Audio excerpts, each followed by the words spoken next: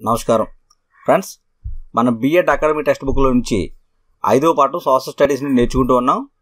ఈ యొక్క లెసను అర్థశాస్త్ర స్వభావము పరిధి. దీనికి సంబంధించి మెథడాలజీలో మనం ఆల్రెడీ 8 భాగాలు చెప్పుకోవడం జరిగింది. ఇప్పుడు 9 భాగాలు ఉన్నాం. ఈ భాగంలో సిద్ధాంతాల గురించి నేర్చుకోవడం జరుగుతుంది. ప్రతి పాయింట్ని కూడా టెక్స్ట్ బుక్ నుండే తీసుకుని మీకు ఎక్స్ప్లెయిన్ చేయడం జరుగుతుంది. వీడియో నచ్చితే లైక్ చేయండి, షేర్ చేయండి, సబ్స్క్రైబ్ చేసుకోండి. ఫ్రెండ్స్, మీరు చూస్తున్నారు కింగ్స్ డిఎస్సి యూట్యూబ్ ఛానల్. సాంప్రదాయ ఉద్యోగిత సిద్ధాంతం. ఈ సాంప్రదాయ ఉద్యోగిత సిద్ధాంతంలో సాంప్రదాయ అర్థశాస్త్రం, దీని గురించి ఈ సాంప్రదాయ అర్థశాస్త్రం అనే పదం మొట్టమొదట ఎవరు ఉపయోగించారు అంటే కార్ల్ మార్క్స్. సాంప్రదాయ అర్థశాస్త్రం అనే పదాన్ని మొట్టమొదట ఉపయోగించిన వారు కార్ల్ మార్క్స్. ఈ సాంప్రదాయ సిద్ధాంతకర్తలు చూస్తే Adam Smith, David Ricardo, Robert Malthus, JS Mill. మరొకసారి Adam Smith, David Ricardo, Robert Malthus, JS Mill. తర్వాత సాంప్రదాయ ఆర్థికవేత్తలు ఎవరు క్రీన్స్ అభిప్రాయంలో అని చూస్తే డేవిడ్ రికార్డో, తర్వాత రికార్డో అనుసరులు. రికార్డో అనుసరులు ఎవరు అంటే JS Mill, Marshall, JB Say, Edgeworth, AC Pigou. సాంప్రదాయ ఆర్థికవేత్తలు రికార్డో అనుసరులు. ఈ రికార్డో అనుసరులు ఎవరు అని మరి పర్టికులర్గా క్వశ్చన్ అడిగితే JS mill, martial, JB Say, Edgeworth, AC పిగు. ఇప్పుడు జేబీసే మార్కెట్ సూత్రాన్ని ప్రతిపాదించాడు. జేబీసే మార్కెట్ సూత్రాన్ని ప్రతిపాదించడం జరిగింది. ఈ మార్కెట్ సూత్రం దేన్ని తెలియజేస్తుంది అంటే పెట్టుబడిదారు వ్యవస్థలో సరఫరా అనేది తన డిమాండ్ను తానే సృష్టించుకుంటుంది అని చెప్పేసి జేబీసే మార్కెట్ సూత్రాన్ని తెలియజేశాడు. మరొకసారి జేబీసే యొక్క మార్కెట్ సూత్రం దేన్ని తెలియజేస్తుంది అంటే పెట్టుబడిదారీ వ్యవస్థలో సరఫరా తన డిమాండ్ను తానే సృష్టించుకుంటుంది అని తెలియజేయడం జరిగింది. అంతేకాకుండా ధరలో సరళత్వం ద్వారా సర్దుబాటు చేయడం వల్ల సమిష్టి డిమాండు, సమిష్టి సరఫరా మధ్య సమతౌల్యం సాధించవచ్చు అని జేబీసీ పేర్కొన్నాడు మార్కెట్ సూత్రంలో.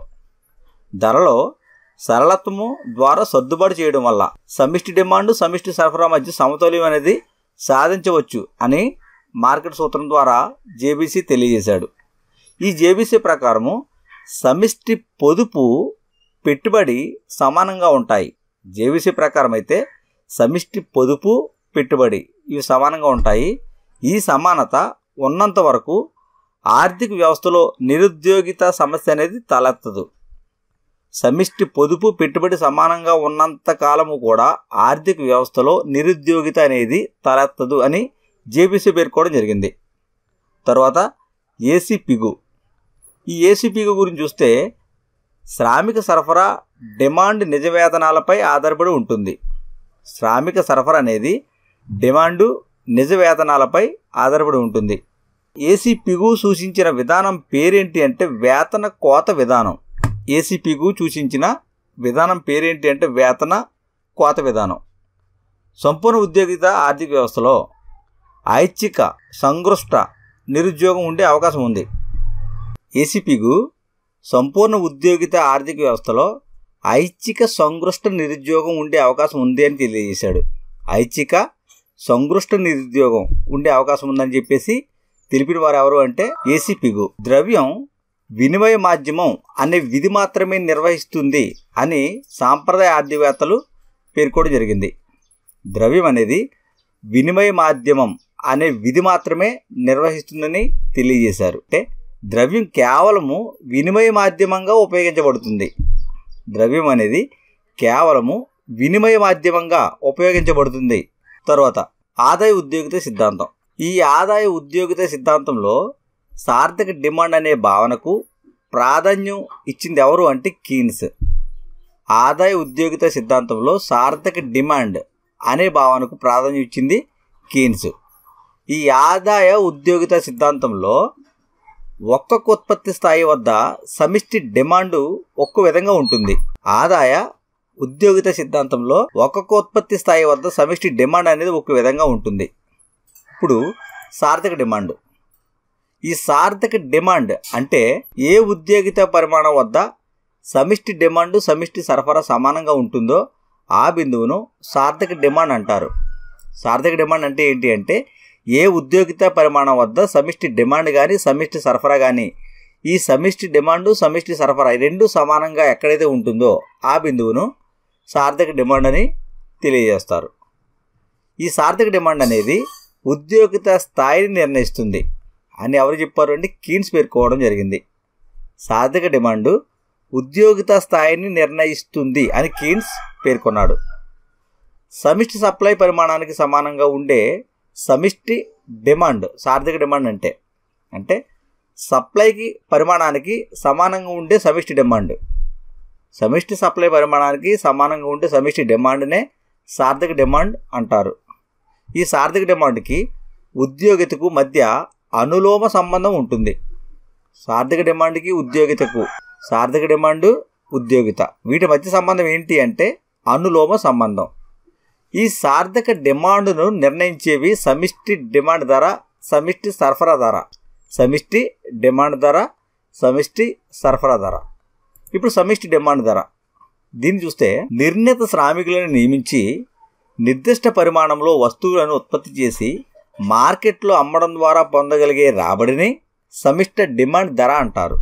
సమిష్టి డిమాండ్ ధర అంటే ఏంటి అంటే నిర్ణీత శ్రామికులను నియమించి నిర్దిష్ట పరిమాణంలో వస్తువులను ఉత్పత్తి చేసి మార్కెట్లో అమ్మడం ద్వారా పొందగలిగే రాబడి. తరువాత సమిష్టి సరఫరా ధర. సమిష్టి సరఫరా ధర అంటే నిర్ణీత శ్రామికులను నియమించి నిర్దిష్ట పరిమాణంలో వస్తువుల ఉత్పత్తి ద్వారా కనీసం పొందాలనుకునే రాబడిని సమిష్టి సరఫరా ధర అంటారు. అంటే నిర్ణీత శ్రామికులను నియమించి నిర్దిష్ట పరిమాణంలో వస్తువులు ఉత్పత్తి చేసి వాటి ద్వారా కనీస రాబడి పొందాలి అనుకోవడమే సమిష్టి సరఫరా ధర. సమిష్టి సరఫరా ధర. తరువాత ఈ ఆదాయ ఉద్యోగిత సిద్ధాంతాన్ని ఎవరు రూపొందించారు అంటే కీన్స్ రూపొందించడం జరిగింది. ఆదాయ ఉద్యోగిత సిద్ధాంతాన్ని రూపొందించింది కీన్స్. ఈయన గురించి చూసినట్లయితే ఈయన గ్రంథం పేరు సమగ్ర సిద్ధాంతం. కీన్స్ గ్రంథం పేరు ఏంటి అంటే సమగ్ర సిద్ధాంతం. ఈ గ్రంథాన్ని 1936లో కీన్స్ ప్రచురించాడు. ఎప్పుడు ప్రచురించారు అంటే 1936లో సమగ్ర సిద్ధాంతం అనే గ్రంథాన్ని కీన్స్ ప్రచురించడం జరిగింది. ఈ గ్రంథంలో కీన్స్ తన గ్రంథమైన సమగ్ర సిద్ధాంతం అనే గ్రంథాన్ని ఉత్పత్తి, ఉద్యోగిత, వడ్డీ, ద్రవ్యం నిర్ణయించడంలో విప్లవాత్మక మార్పు ఈ అంశంతో ప్రసరించడం జరిగింది. కీన్స్ సమగ్ర సిద్ధాంతం అనే గ్రంథాన్ని ఉత్పత్తి, ఉద్యోగిత, వడ్డీ, ద్రవ్యం వీటిని నిర్ణయించడంలో విప్లవాత్మక మార్పు అని ప్రచురించడం జరిగింది. దీర్ఘకాలంలో మనమందరము చనిపోతాం అని ఈ సమగ్ర సిద్ధాంతంలో కీన్స్ పేర్కొన్నాడు. అంటే in the long run we are all died అని కీన్స్ పేర్కొనడం జరిగింది. దీర్ఘకాలంలో మనందరము కూడా చనిపోతాం. ఎవరు పేర్కొన్నాడు అంటే కీన్స్. ఏ గ్రంథంలో? సమగ్ర సిద్ధాంతం అనే గ్రంథంలో. ఇప్పుడు విమర్శ చూసినట్లయితే 1930లో సంభవించిన ఆర్థిక మాంద్యం. ఈ ఆర్థిక మాంద్యాన్ని ఎదుర్కోవడంలో సాంప్రదాయ ఉద్యోగిత సిద్ధాంతం విమర్శలకు తావిచ్చింది. ద్రవ్యత్వాభిరుచి సిద్ధాంత రూపకర్త కీన్స్ ద్రవ్యత్వాభిరుచి సిద్ధాంత రూపకర్త. అంటే ద్రవ్యం అనేది నిలువనిధిగా కూడా తన విధిని నిర్వహిస్తుంది అని చెప్పి కీన్స్ పేర్కొన్నాడు. దీనినే ద్రవ్యత్వాభిరుచి సిద్ధాంతం అంటారు. ద్రవ్యత్వాభిరుచి సిద్ధాంతకర్త ఎవరు అంటే కీన్స్. ఈ కీన్స్ తన ద్రవ్యత్వాభిరుచి సిద్ధాంతంలో ద్రవ్యం అనేది నిలువనిధిగా కూడా తన విధిని నిర్వర్తిస్తుంది అని కీన్స్ పేర్కోవడం జరిగింది. సహజంగా ఉండేది అల్ప ఉద్యోగిత సమతౌల్యమే కానీ సాంప్రదాయవేత్తలు వివరించిన సంపూర్ణ ఉద్యోగిత స్థితి కాదు అని విమర్శించాడు. కీన్స్ ఈ యొక్క సంపూర్ణ ఉద్యోగిత స్థాయిని ఏమని విమర్శించాడంటే సహజంగా ఉండేది అల్ప ఉద్యోగిత సమతౌల్యమే కానీ సాంప్రదాయవేత్తలు వివరించిన సంపూర్ణ ఉద్యోగిత సిద్ధాంతం కాదు అని కీన్స్ విమర్శించడం జరిగింది. అంతేకాకుండా ఈ సంపూర్ణ ఉద్యోగిత సిద్ధాంతకర్తలతో పాటు ఏసీ పిగు యొక్క వాదనను కూడా కీన్స్ విమర్శించడం జరిగింది. ఏమని? వేతనం తగ్గడం ద్వారా ఉద్యోగిత పెంచొచ్చు అనేదాన్ని ఈ పిగు ఏం తెలియజేశాడంటే వేతనము తగ్గించడం వల్ల ఉద్యోగిత పెంచవచ్చు అనే అంశాన్ని కీన్స్ విమర్శించడం జరిగింది. ఇప్పుడు ఈ కీన్స్ అభిప్రాయంలో చూస్తే పొదుపు పరిమాణంపై ఆధారపడుతుందే కానీ వడ్డీ రేట్లలో మార్పుకు ప్రభావితం కాదని చెప్పి కీన్స్ తెలియజేశాడు. శ్రామికుల సరఫరా ద్రవ్య వేతనంపై ఆధారపడి ఉంటుంది. శ్రామికుల సరఫరా అనేది ద్రవ్య వేతనంపై ఆధారపడి ఉంటుంది. ద్రవ్య వేతనంపై ఆధారపడి ఉంటుంది అంటే శ్రామికులు ద్రవ్య భ్రాంతికి లోనవుతారు. ఇది కీన్స్ అభిప్రాయం. శ్రామికులు ద్రవ్య భ్రాంతికి లోనవుతారు కాబట్టి శ్రామికుల సరఫరా అనేది ద్రవ్య వేతనంపై ఆధారపడి ఉంటుందని కీన్స్ పేర్కోవడం జరిగింది.